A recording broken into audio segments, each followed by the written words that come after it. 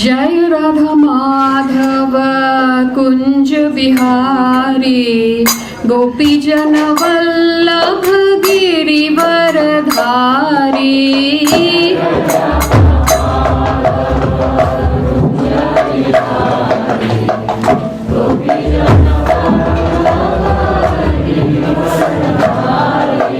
जय राधा माधव कुंज बिहारी गोपी जन वल्लभ गिरिवर धारी।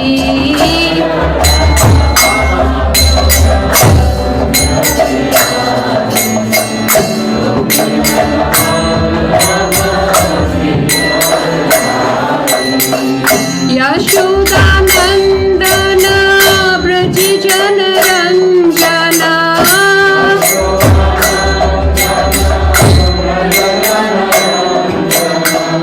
यशोदा नंदन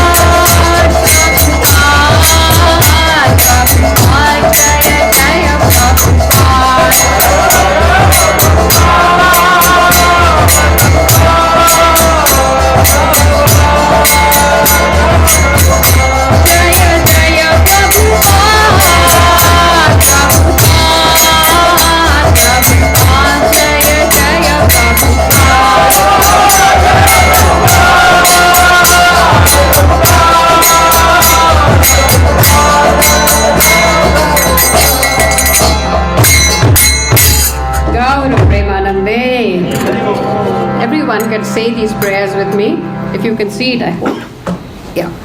Om Jnanatimirandasya Jnananjanashalakaya Chakshurunmilitam Yena Tasmai Shri Guruve Namaha Shri Chaitanya Manobhishtam Sthapitam Yena Bhutale Swayam Rupa Kadamayam Dadati Swapadantikam Vandeham Shri Guru Shri Yuttapada Kamalam Shri Gurun Vaishnavanscha Shri Rupam Sagrajatam Sahagana Raghunathanvitam Tam Sajivam Sadvaitam Savadutam Parijana Sahitam Krishna Chaitanya Devam Shri Radha Krishna Padan Sahagana Lalita Shri Vishakhanvitamsta Hey Krishna Karuna Sindhu Dinabandho Jagatpate Gopesha Gopika Kanta Radha Kanta Namostate Tapta Kanchana Gaurangi Radhe Vrindavaneshwari Vrishabhanu Sute Devi Pranamami Hari Priye Mancha Kalpatarubhyascha Kripa Sindhubhya Evacha Patitanam Pavanebhyo Vaishnavebhyo Namo Namaha Hare Krishna Krishna Krishna Hare Hare Hare Rama Rama Rama Hare Hare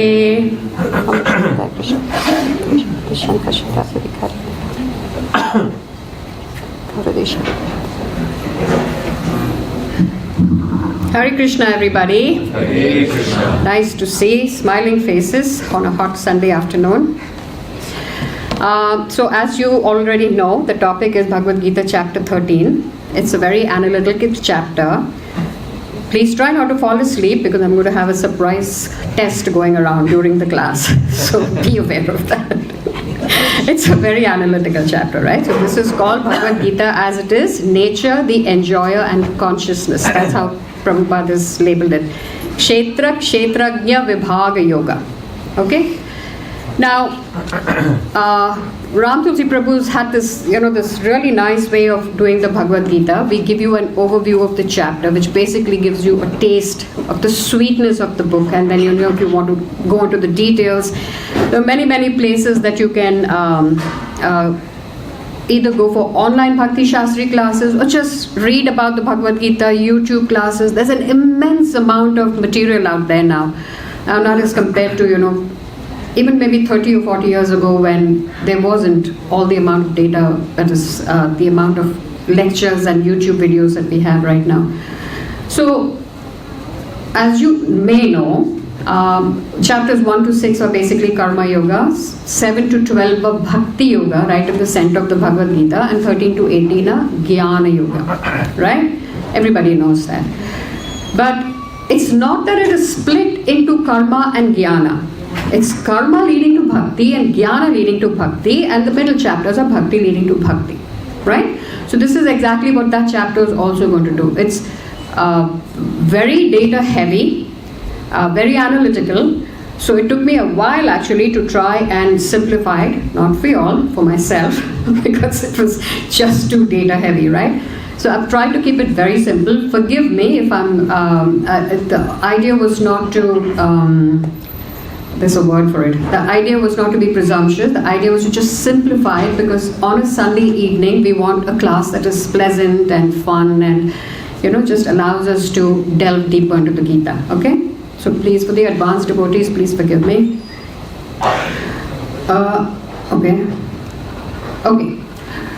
In verse 5.4 Bhagavad Gita, Krishna says, the aim of the analytical study of the material world is to find the soul of existence, right?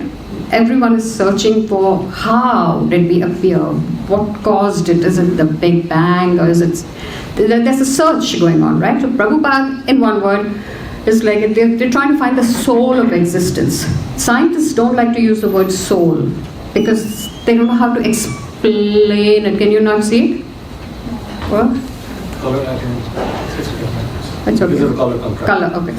The soul of the material. So, one process is to find the root of the tree and the other is to water the tree. right?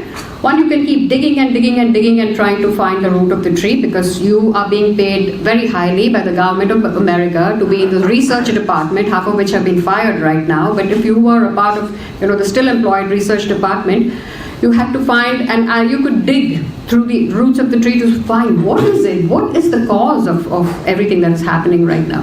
Or the other thing is, you listen to Shastra, you have faith in Shastra, and Prabhupada says in the Shastra, just water the root of the tree. So the real student of Sankhya philosophy finds the root of the material world, Vishnu, and then in perfect knowledge engages himself in the service of the Lord. Okay?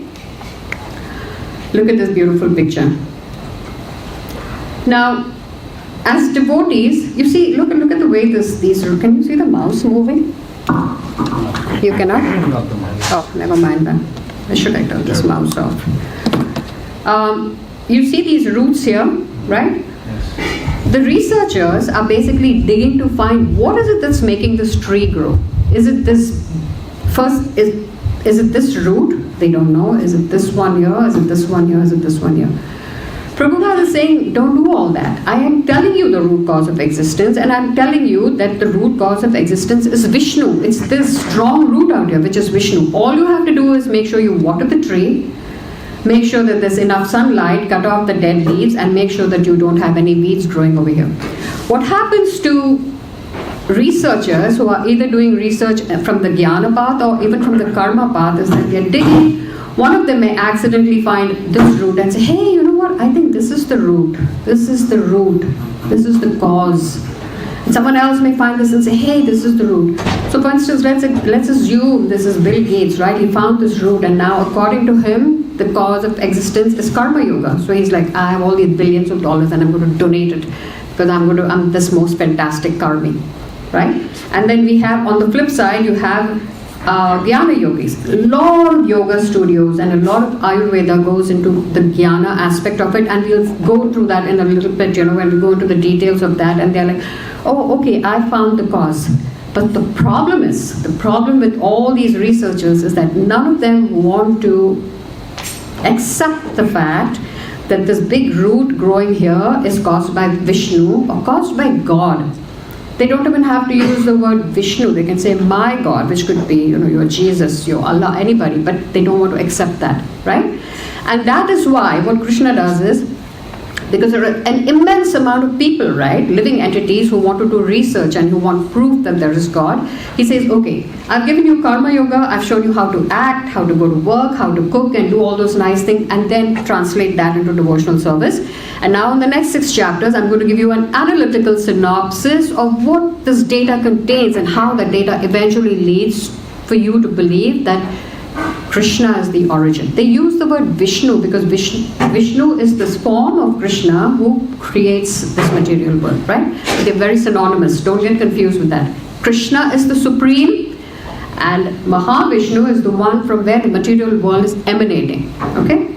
So any questions, just raise your hand in between, because like I said, this is a little analytical, and I don't want you to assume something and go down the wrong path, right? It's an open interactive class, so don't hesitate for that. So this is what Prabhupada says is just water the roots of the tree, right? Which is what we talk about in all these classes. Bhakti Lata Kripa is growing. The Kripa, we have to make sure that we water it, we make sure that it's getting a lot of sunlight, and most importantly, we have to make sure that there are no weeds suffocating it, right? Weeds of what? Vanity, pride, and we'll talk about those a little bit later, right? So that's all Prabhupada asks us to do. Make sure that your weed of Bhakti Lata is growing nicely. So chapter 13 basically starts off by 6 questions by Arjuna. Now, through the Bhagavad Gita, through the chapters, when Krishna says something basically, Arjuna questions that, right? And in Bhakti, in the Gaudiya Vaishnava tradition, we encourage questions, because questions is what leads to answers, and it leads to enlightenment. So over here in chapter 13, what happens is, it's not that Krishna has said anything, he's just picked up these 6 questions and he's asked them. And again, who's Arjuna doing this for? Basically because he knows there are going to be millions of people who are going to be reading the Bhagavad Gita, and hopefully these questions will help them. Questions are very simple, right? 6 questions. He's asking, what is Kshetra, Kshetrajna? what is Jnanam and Neyam, and what is Prakriti and Purusha. Alright, I've simplified it because in 35 verses the questions are all over the place, the answers are all over the place. So when you actually read the chapter 13 in the Bhagavad Gita, it's not in the same order. I've tried to simplify it, right? And 6 simple questions, 6 simple answers. Kshetra means the field. Kshetra means the knower of the field. Jnana means knowledge. Neya means object of knowledge. Prakriti is material nature, and Purusha is enjoyer. Right? Simple? 6 questions, 6 answers. We can basically close the chapter and then we can have a long, nice prasadam. But of course, Krishna doesn't do it like that. He has to explain, right? There's tons of stuff that's going on over here.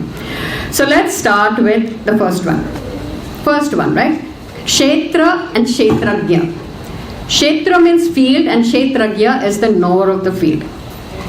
Now, what is the field as per chapter 13? The field is basically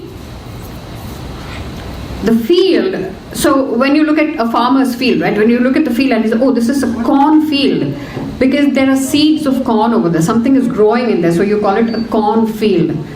If there's sugarcane growing over there, you call it a sugarcane field. If it's barren, you say it's a barren field. So there's something that's growing in there. It's similarly for us. Kshetra, our kshetra is our body, this physical body that we are in, right? That is our kshetra. And kshetrajna is the knower of the field. Who's the knower of the field in our case?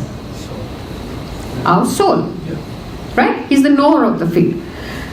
So now, why is it that different people get different kshetras? It all again, this again goes back to, the karma yoga and stuff that we did. It goes back to karma, not only from your past lives, but from many, many years that's been accumulated, and it also takes into account your desires. So this particular body that we have right now is an accumulation of all our past desires and an accumulation of all our past karmas. And we are so lucky, to all of us, to have a human body, and more importantly, we are all sitting over here listening to Krishna Katha. Very lucky, and don't underestimate that. It truly is a very, very lucky thing that we are all sitting over here together in the Sangha together, right? So now, for instance, the kshetra for a tiger. Maybe in God alone knows how many past lives this jiva may have wanted to eat a lot of meat and eat it in a very ferocious way and stuff like that. So after accumulating all that jiva ends up getting the body of a tiger. The same thing with the butterfly. It may have just wanted to, fly and flit from flower to flower and accumulate pollen or whatever, and that's how that person ends up getting the body of a butterfly.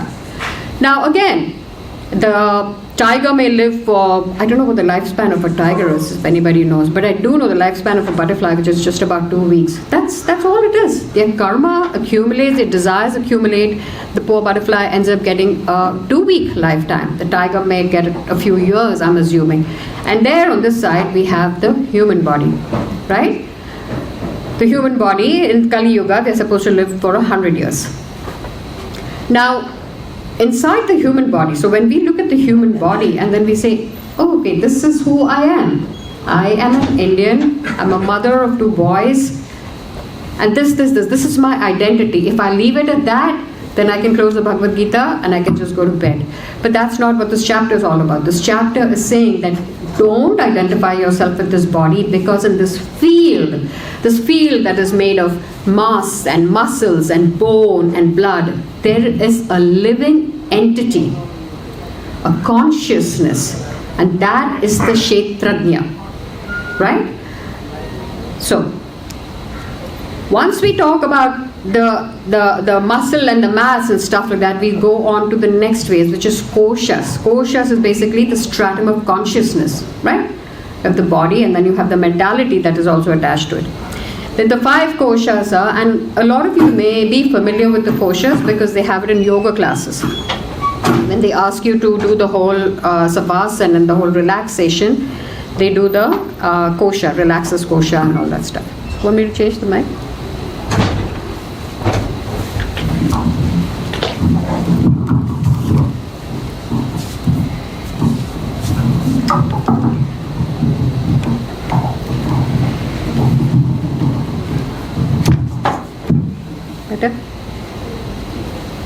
So the 5 koshas, right? It starts off with Annamaya. Annamaya is at the most rudiment level. Basically, you're here and all you want to do in life is eat.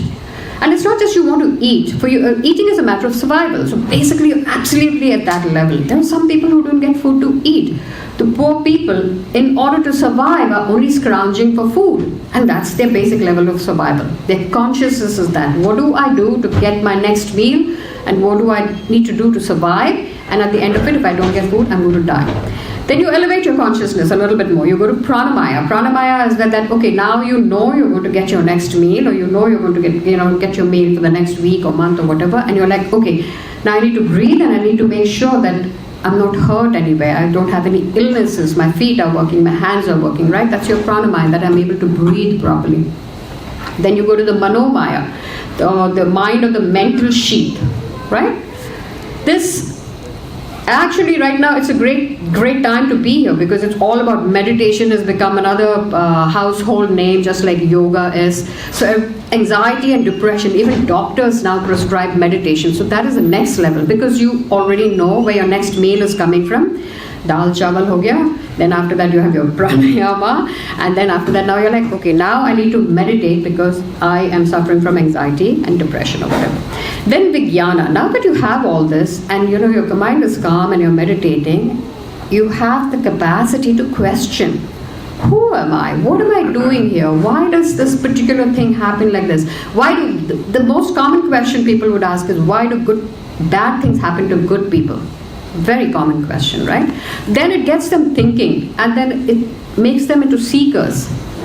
I am a good person, why are bad things happening to me? Some of them also say, my neighbors are good people, why are bad things happening to them? But that starts the questioning.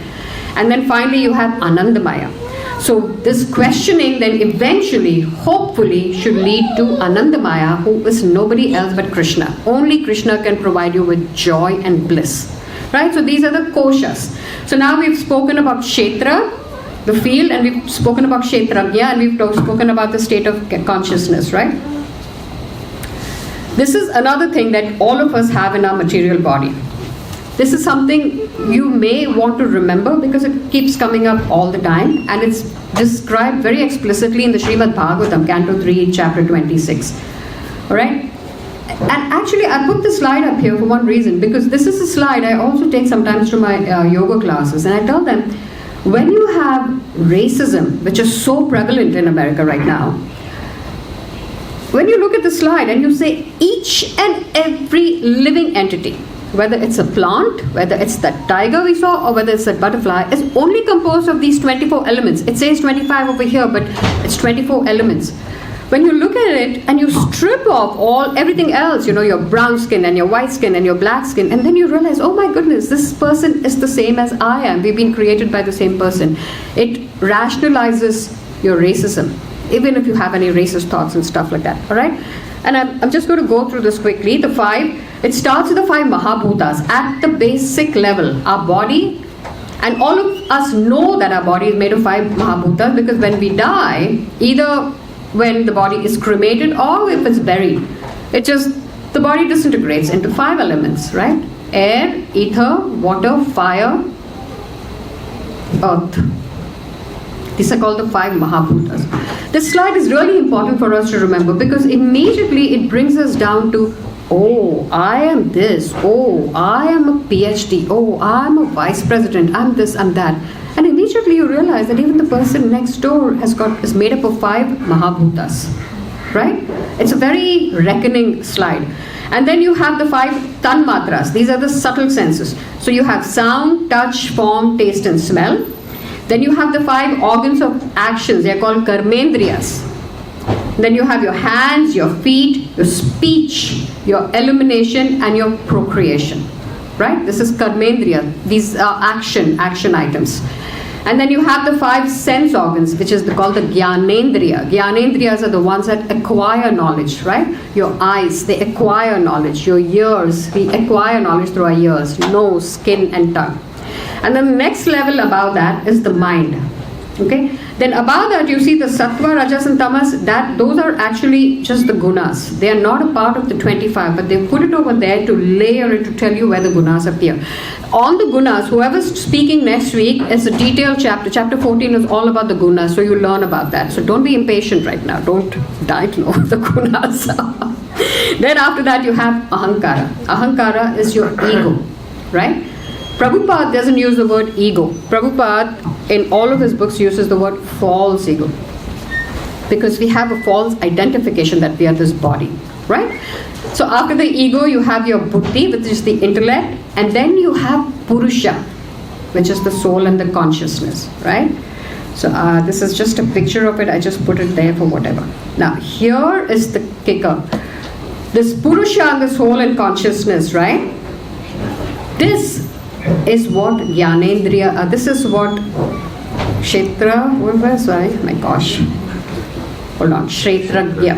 We come back to the slide. When we talk about Kshetra, which is the field, and when we talk about Kshetragya, we are only taking into account our soul.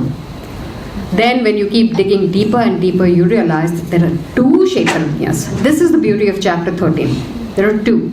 There's us, our soul, our individual soul, and there is the Paramatma who is within every living entity, whether it's a tree, a blade of grass, whether again it's a butterfly or the lion. This is what Kshetragya is.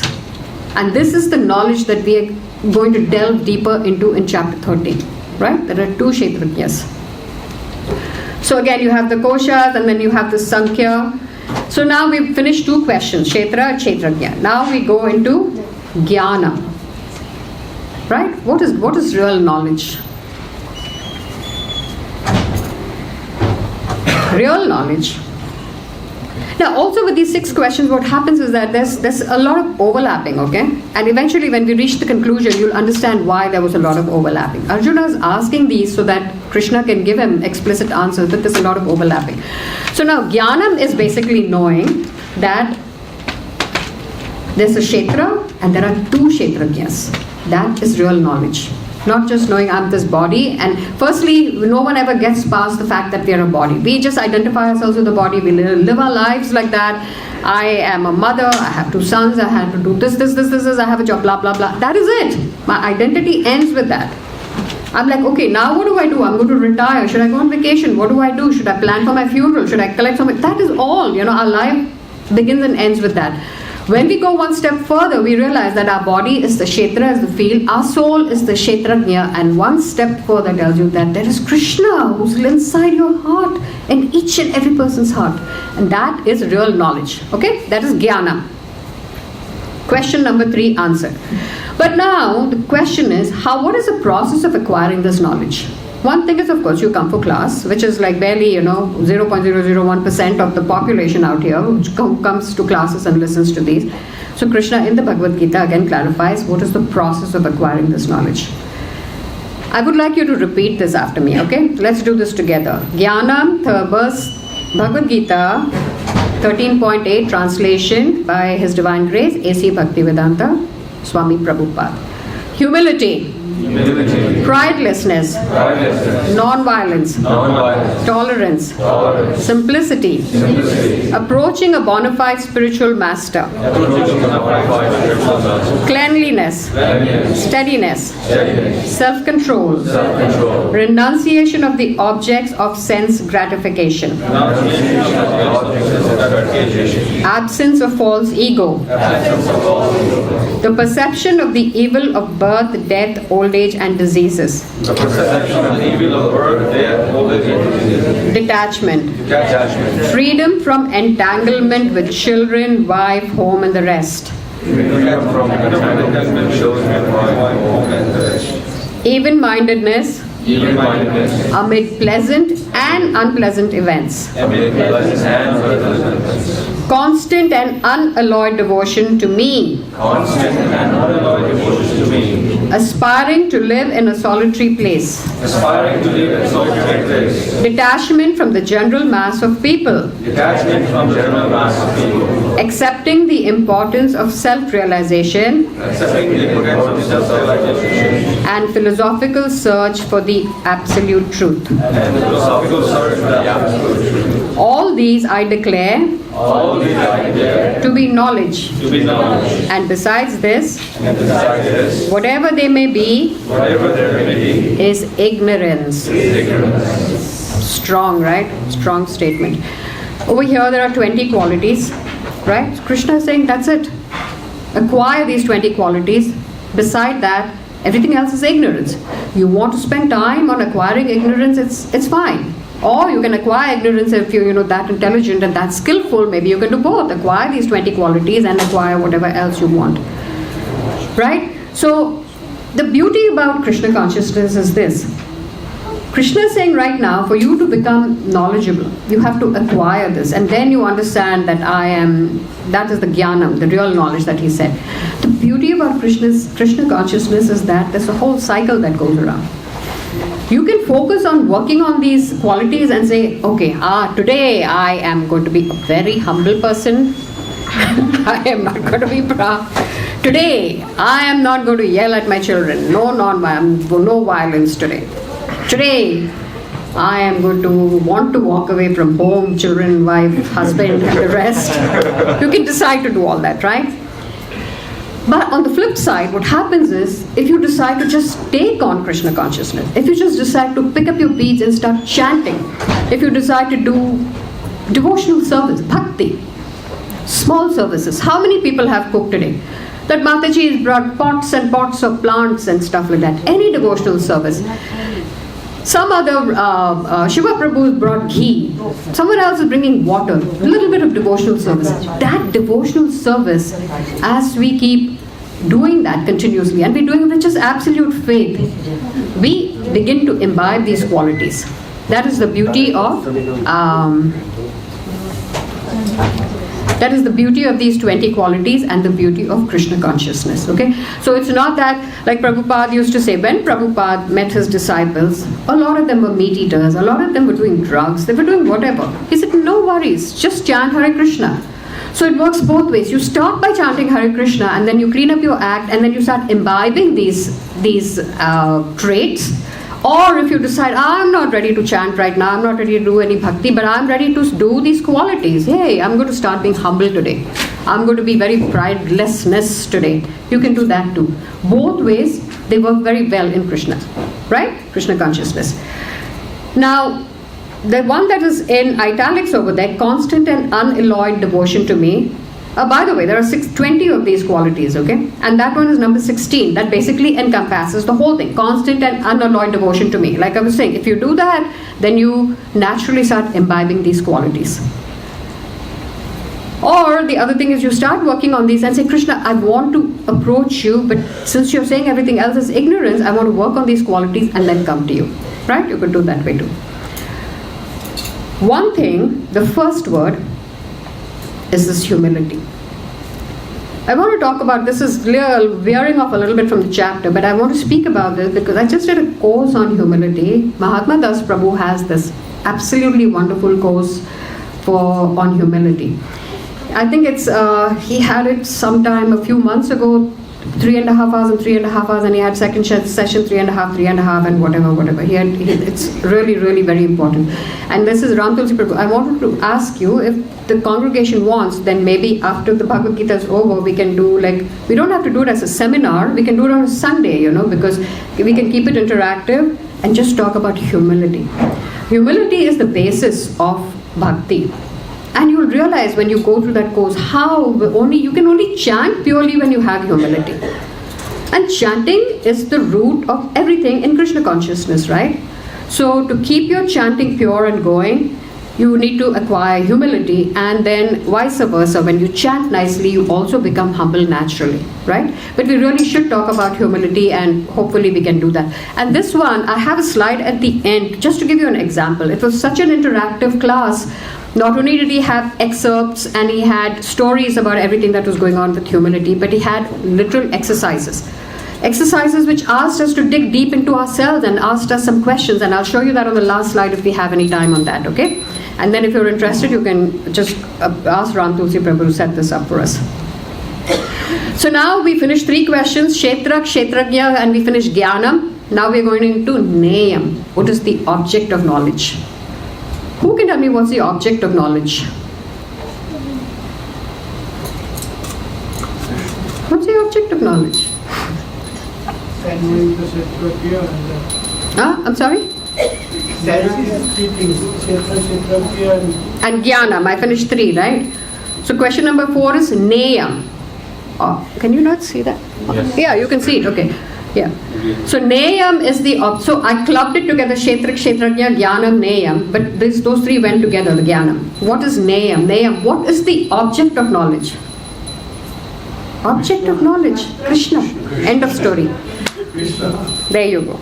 I said it before you though. But I know you knew the answer, so that's why I didn't. The object of knowledge is Krishna. End of story again. Right? But again, Krishna doesn't impose himself on us. He's not like, I am your God, pray to me. No. He'll give us lectures upon lectures, verses upon verses, and at the end of the whole thing, he'll say, you choose, because you have the liberty to decide what you want to do in life. Right? So that is Neyam. He's the object of knowledge. So, okay, I already spoke about the qualities leading to bhakti and bhakti leading the qualities.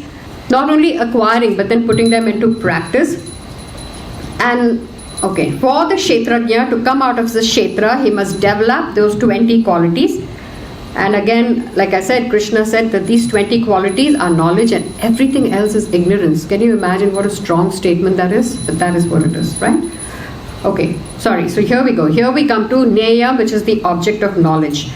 So this is Bhagavad Gita chapter 13, verses 13 to 19. Okay, this is where he talks about Neyam. An object of knowledge where he says is Krishna. He just doesn't say, I am the object of your worship and put everything else aside. No, he explains to us why he is the object of worship.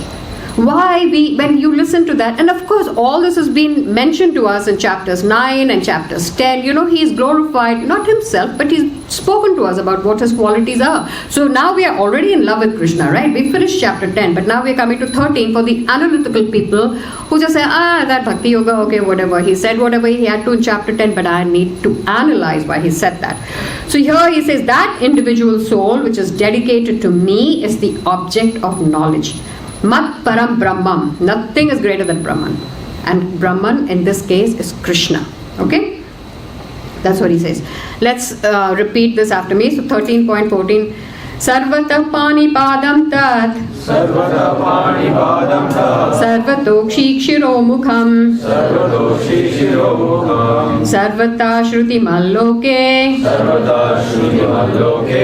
Sarvam Avartya Tishtati. Sarvam Avartya Tishtati. Translation. Everywhere are his hands and legs, his eyes, heads and faces, and he has ears everywhere. In this way the super soul exits pervading everything. So he's explaining why is the object of knowledge, right? He's everywhere. Now we already know that he's everywhere. This is the other one. Bhagavad Gita 13.16. Bahirantasya bhutanam acharachara mevacha shukshmatvat tad avijneya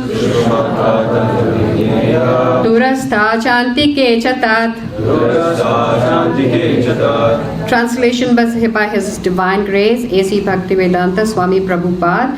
The Supreme Truth exists outside and inside of all living beings, the moving and the non-moving. Because He is subtle, He is beyond the power of the material senses to see or to know. Although far, far away, He is also near to all.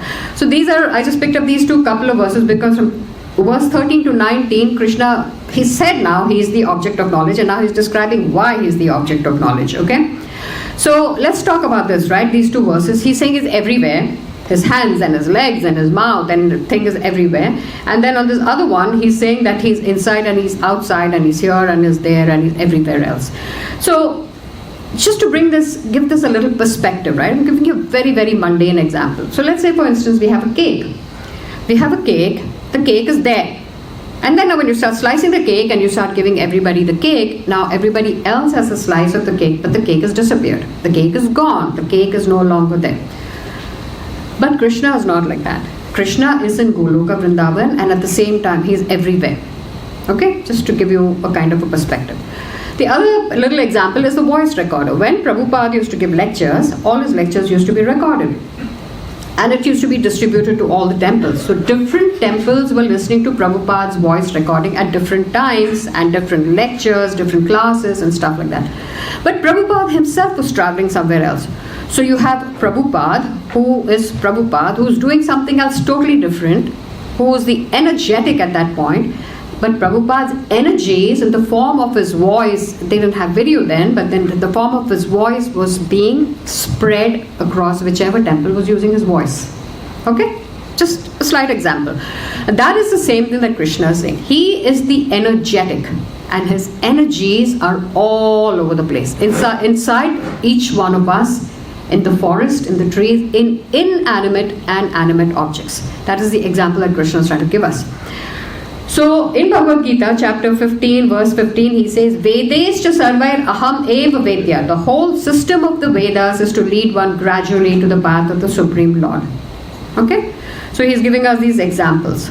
That is basically jnana. And then of course, there's to understand this concept more. Because again, now we are in the analytical part, right? So we have to analyze this. And people are going to ask a question. How am I going to believe you that Krishna is in Goloka, Vrindavan and he's everywhere else too? This whole Gaudiya Vaishnava tradition is based on this Achintya Bhedabhed Tattva. And we learn a lot about this when we do the Chaitanya Charitamrita. Beautiful, beautiful explanations are given over them. Yeah? It's called the Achintya Bhedabhed Tattva. Wonderful explanations on that. It's the one and this being one and the same, being one and different at the same time. Okay, that's what it is. Okay, so now we have this. Now the next two questions are Prakriti and Purusha, and I have another 10 minutes. So Prakriti is material nature and Purusha is enjoyer. Simple translation: Prakriti material nature, Purusha is enjoyer. Now this is also called energies versus the energetic. We already spoke about that. We said Krishna is the energetic. His Prakriti is one of his energies and Purusha is also one of his energies. What do you mean? What do I mean when I say Purusha is one of his energies? Isn't he the Purusha? Yes, he is. But here's what happens, right? We are the Tathastha energy. Tathastha energy is the marginal energy. We have the opportunity to decide to come to the material world or we can stay in the spiritual world. So we've decided that we want to enjoy without Krishna and we've all come to this material world. When we come to the material world, we've obviously come,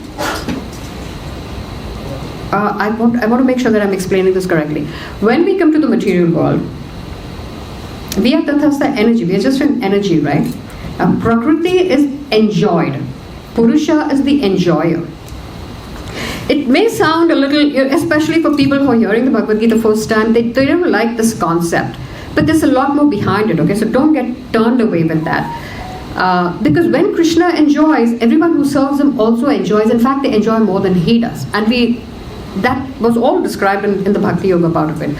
Here what happens is, when we come to this material world, we are Tathastha energy, the marginal energy. We've decided that we want to come to the material world and now we want to behave like Purushas.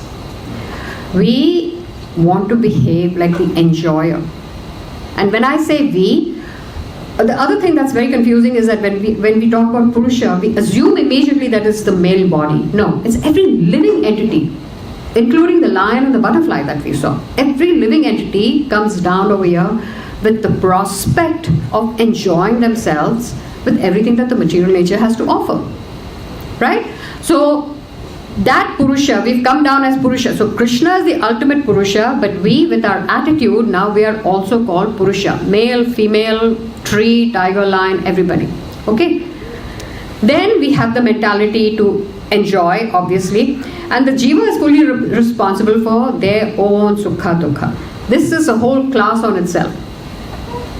Again, it comes back to that ultimate question, why do bad things happen to good people?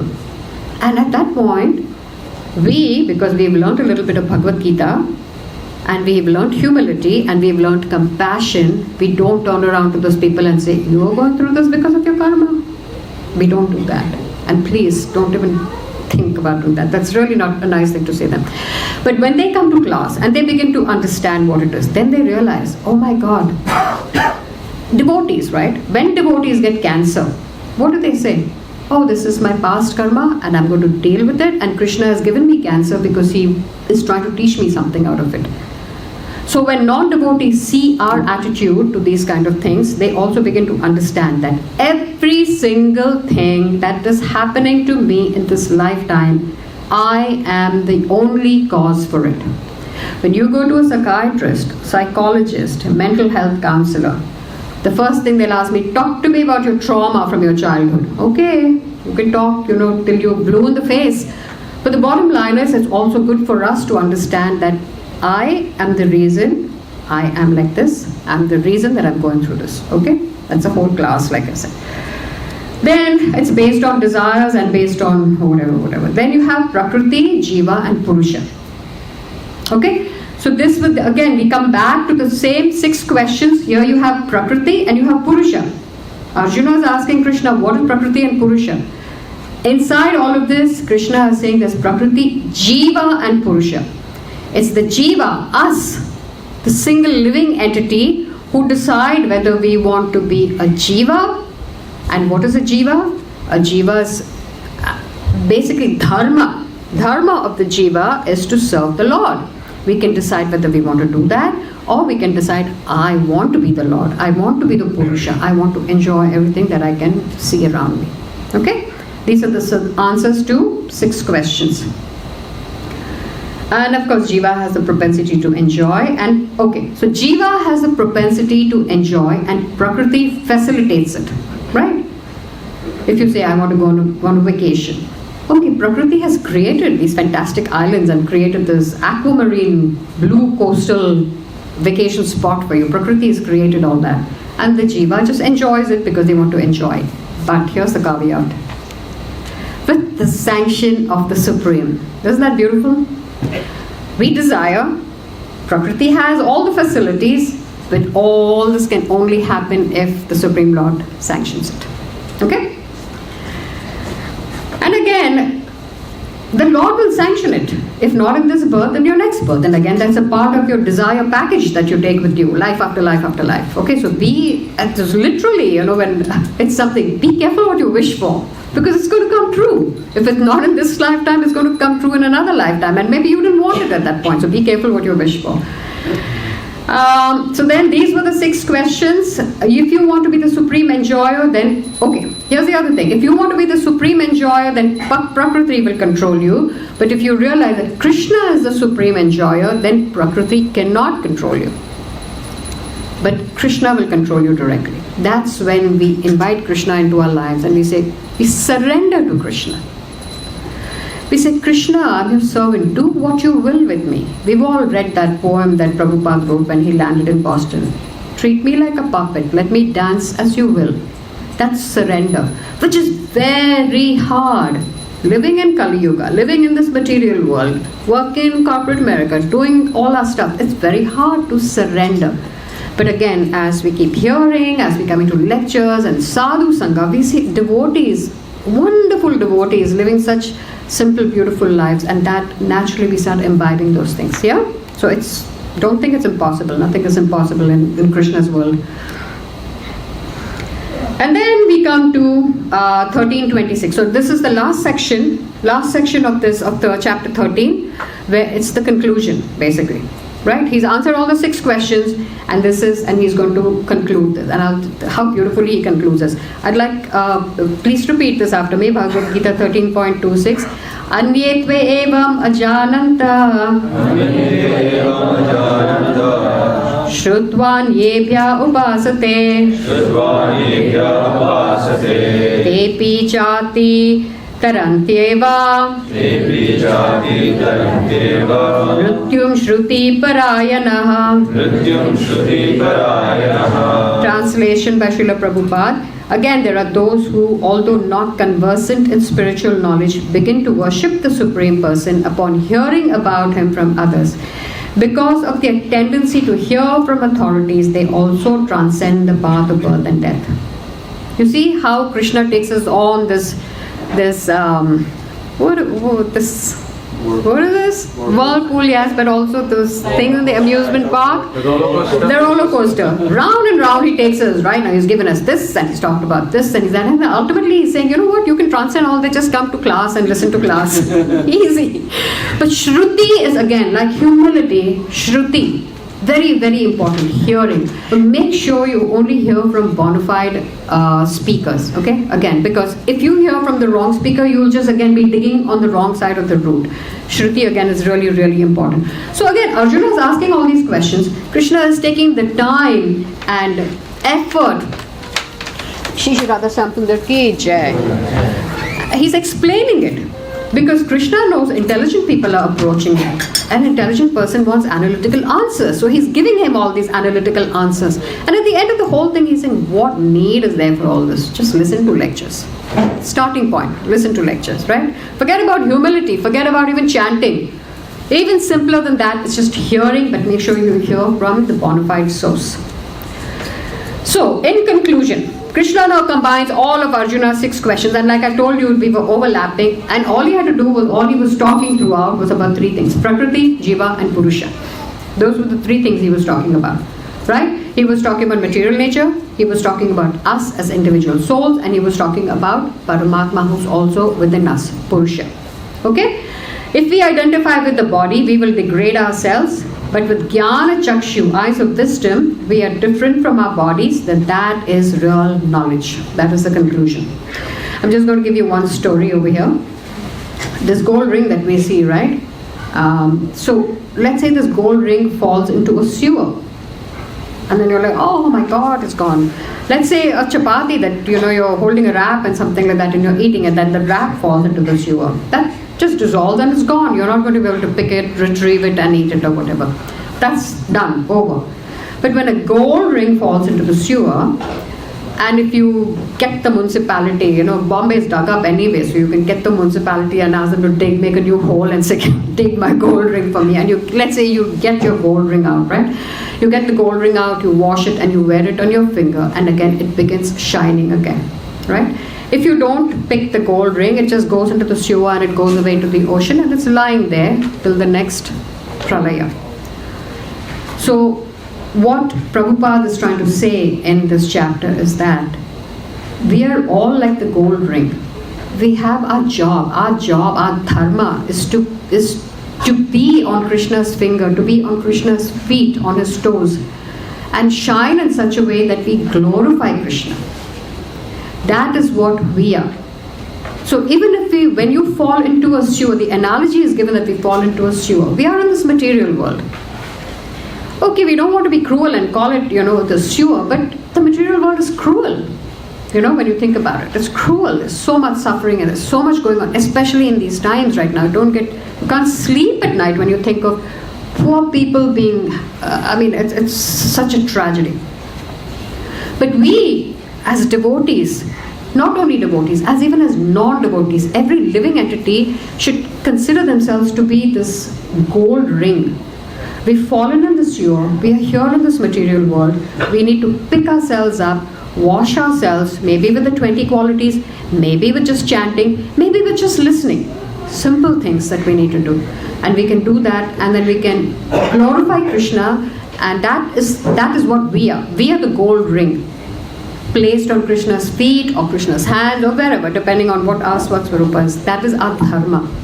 So let's not get disillusioned by the fact that we live in this material world. Main kya karu, main mar gayi, main ye wo and all that. No. We are here. This beautiful sangha, and we have this opportunity to get ourselves up, pick ourselves up, and glorify Krishna and be the piece of gold that we were always meant to be. Okay? I think is that the last slide? So in conclusion, Krishna says, text 34, O son of Bharata, as the sun alone illuminates all this universe, so does the living entity, one within the body, illuminate the entire body by consciousness. Except for the young kids, most of us know that most of us may or may not have seen a corpse, a dead body, unfortunately, whether we have. But if we have, we know that every part of that body is exactly the way it was when the person was alive. The eyes are the same, the hair is the same, the fingers are the same, and yet that body is lying flat. So common sense, or someone must have told us, oh, that little soul has departed. Right? This is exactly what Krishna said. Just like the sun illuminates the universe, that little consciousness illuminates every one of our bodies. And in text 35, he says, those who see with the eyes of knowledge the difference between the body and the knower of the body, and can also understand the process of liberation from bondage and material nature, they attain to the supreme goal. This is what Krishna is saying in conclusion. So basically all Krishna is saying that there is Jiva, Prakriti and Purusha, and however you want to mishmash it, you can take a potato and a pea and make a samosa out of it, or you can make you can't make a laddu out of it, but maybe aloo gobi, or you can make an aloo paratha, whatever you can do, right? So eventually it all comes down to that. But again, because Krishna knows intelligent people are going to follow him, intelligent people are going to question him, this entire 6 chapters is going to be an analytical study of what it is. What is jnana all about, and why jnana eventually rolls into bhakti. Okay? Now, I just wanted to show this exercise in humility. This is one of the exercises that came up. So, and this was very personal. So when we do this humility exercise, we can keep these exercises right to ourselves. It says manifestation of pride, right? On a scale of 1 to 5, where 1 is never and 5 is all the time, how often? Question number 1. How often do I try to show that I'm more qualified or more intelligent than I actually am? Does this tend to happen when I'm with devotees who are smarter or more qualified? So these are just a small example of humility questions. And it's very, very helpful, because then you realize all the time you think, oh, I'm so humble, this and that. I remember there's this story about some devotee, I think they went in front of Prabhupada, and two devotees were talking, and one devotee was saying, oh, Prabhu, I'm so fallen, I'm so this. And that other devotee says, no, I'm more fallen than you, I'm the most fallen. And then Prabhupada hears them and he's saying, you're the most nothing. So, this is where we realize, we think we are being so humble and we have all these conscious things, and humility is really, really important. It's the water, the sunlight, the fertilizer to make our bhakti, lata, creeper grow. Okay? So this was chapter 13. I hope it wasn't too data driven. I hope it was analytical but interesting. And please, if you have any suggestions, comments, questions, don't hesitate to ask. Yes, Prabhu. So very nice class, very well explained. Thank you, Prabhu.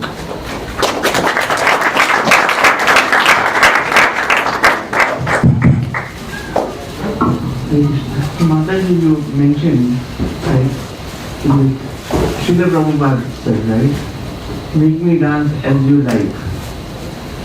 So, and also we have seen examples from the Shastras, Kunti Maharani, who they looked to, or when Krishna asked what do you need? So she said, more miseries come my way, so that we remember you. And even Dhruv Maharaj, when he said, okay, I want to sit in the lap of Lord Vishnu, no matter what he will. So now, getting in that mood of Srila Prabhupada, or Kunti Maharani, or Dhruv Maharaj, it's very difficult, or we can say next to impossible, especially in the age of Kali Yuga. Yeah. Only a person who has that faith can say this and walk on the path. So although, we sometimes tend to, follow the footsteps, it's not easy. So how, we cannot become Prabhupada, Srila Prabhupada, any of these devotees, top class devotees, how we should basically, what should be the mood, or how should we approach it, right? Thank you, Prabhu, for such a nice question, because this is always, we feel that, as devotees, we feel, and sometimes we see it in some other devotees and we're like, oh my gosh, it bothers you sometimes, and then it's like, so, of course, we have all these wonderful stories. These stories, when we keep talking about them, we aspire to be like them, right? We have a Michael Jordan and we have a Tiger Woods. So these are all idols, and then we aspire to be like them, right? I'm sorry, these are very mundane names and they're not even idols anymore. They all have free to play. But when we talk about Kunti Maharani and Dhruva Maharaj and all that, we you catch every little thing that I say. I've noticed that, I say it softly so that it slips by, but then I see you grinning and I'm like, he heard me, okay. So, this is what I've come to my realization, right, over going through something and all that. Also, my Guru Maharaj also, keeps telling us at most of his classes, become a pure devotee and make others into pure devotees. So I thought, that's this question. I'm like, what is a pure devotee? Who can define a pure devotee? Then immediately you say, okay, Prabhupada is a pure devotee. And then you say, okay, I'm going to follow in Prabhupada's footsteps, right? Then you aspire to do things like that. But at the same time, there is no way on earth that I'm going to be able to sleep for 2 hours. It's not happening. Right now, I'm struggling not to sleep for 10 hours, but then, even cutting down 2 hours is like... So there are some things that we need to do. But at the same time, the most wonderful thing about this journey is that Krishna tells us, and even the lectures tell us, we are all in the process of having a shower. This devotional shower. We're all at different stages. Someone is just entering the shower, someone is already there, someone is soaping themselves, someone is shampooing themselves. We're all in the process of getting cleaned. So we walk this path of becoming a pure devotee, cleaning our act, hearing, like for instance, 20 qualities. Which of those 20 qualities do you think we are going to pick? We can pick any one. Even if we focus on one, an entire lifetime is gone. But we should not be disillusioned with that. It's a process, and the journey is a fun journey. That's the thing. So don't worry about it. Don't worry about the fact I'm never going to become perfect. It's fine. This is what it is. If I'm never going to go back to Godhead, maybe in my next lifetime. Maybe I will. Because again, it's all about the consciousness. Krishna is not looking to see if you had a shower at 4 a.m. and if you turned the ghee batti on at 4:30 and you finished 16 rounds. No. This is all about what's in your heart. That is all that it is. So don't worry about it. These are role models, and we need to aspire to be like them, but we should not be disillusioned. We should say, I have such great role models. Let me want to be like you. You taught me how to surrender to you. Is that okay, Prabhu?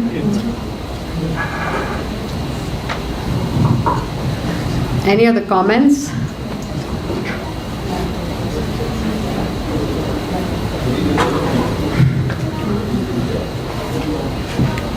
Thank you, Ram Tulsi Prabhu, for giving me the opportunity.